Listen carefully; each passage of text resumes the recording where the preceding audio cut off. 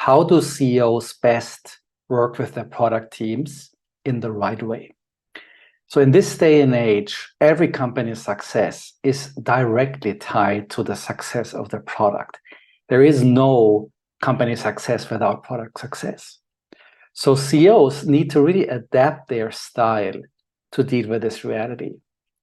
And in my experience, there are really two failure modes for CEOs that both are not ideal. And the one I would say is the one where they don't at all engage with the product team, and they treat, the product team as the IT department or the department over there.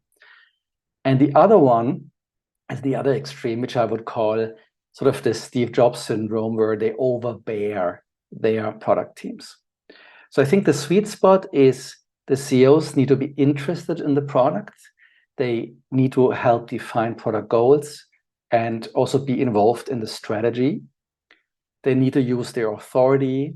There's something to be said about protecting the team, but really also not overbearing, like the hippo syndrome, right? The highest person in the room. They shouldn't dictate the details, and they shouldn't fall in love with their own ideas, right? They should put their ideas to the test like for others.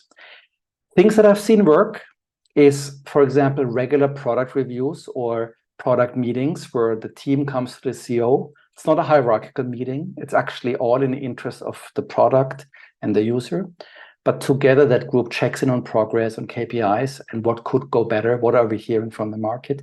And then an open door policy and being engaged with product leads out of the product team to have a pulse on the product.